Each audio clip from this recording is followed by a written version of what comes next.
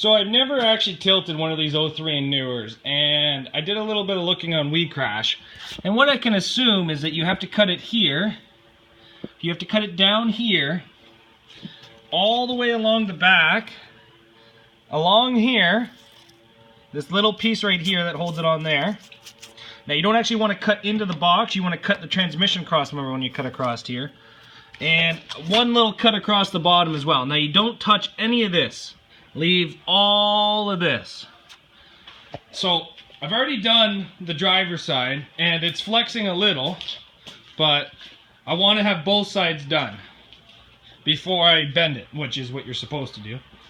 So as you can see, I have it all cut here. I have it cut across there. I did use the torch for that just because the zip cut would have cut into the frame. Cut across there, all along here, down there, and a little bit on the bottom as well. As you can see, that piece there cut. All I did was cut it with a zip cut and then use a hammer and chisel to kind of fold it up and away. So let's get started on the other side. Jack it up, take the tire off, put a jack stand underneath it, and then just start cutting with a zip cut.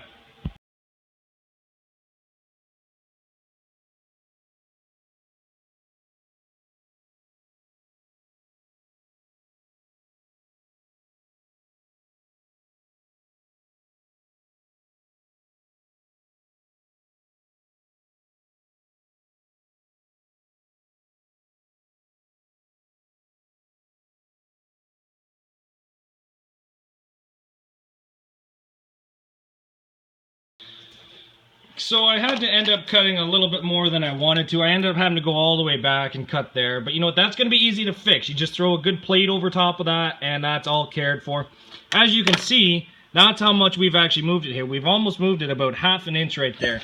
Now, we're almost 1 inch right there. And I think that is going to be a little bit too much. So what I'm going to do is I'm going to throw the front tires on. Yeah, we are at 1 inch of tilt right there on this. So what we're going to do is we're going to throw the front tires on. I'm going to maybe use a small come along and kind of pull down the back so I can get, because I want the back to sit lower than the front, obviously, if that's what you guys are curious why I'm going to do that. And what we're going to do is we're going to see if how it looks is how I want it to be. Now, we're just going to kind of go for something rough because swapping the spindles out might give me a different height. I do want to run big tires on the front, so they're probably going to be a little bit bigger than this.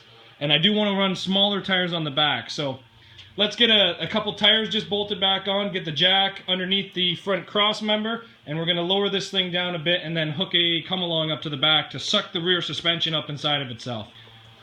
So there you go. I have 2 come alongs on the rear axle, just pulling down the rear end evenly because I want to simulate it that the rear end's going to sit lower than the front because that's how I like my cars to go. That way, when they hit, it helps the rear end go up. So the rear end is pulled down with 2 come-alongs.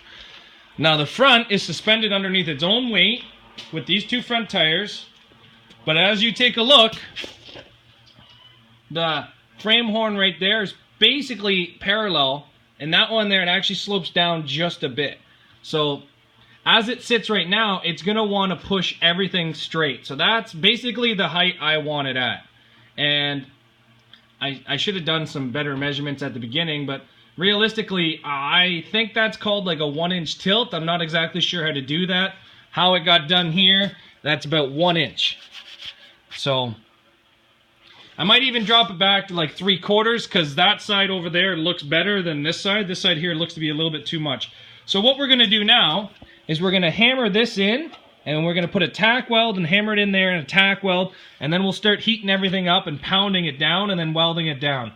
And then it's going to be just a whole lot of welding, basically. So let's get out the welder and do a little bit of tack welds and make sure the measurements from one side coincide with the measurements from the other side.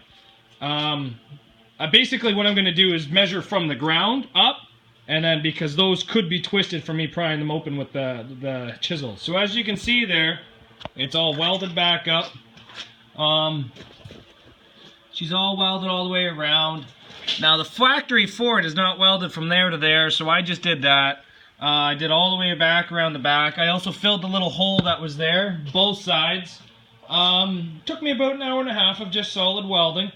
So now The tilt is just about done. There's still welding I have to do on the bottom of the crush boxes, but I'll wait until I have it up on the hoist to do that.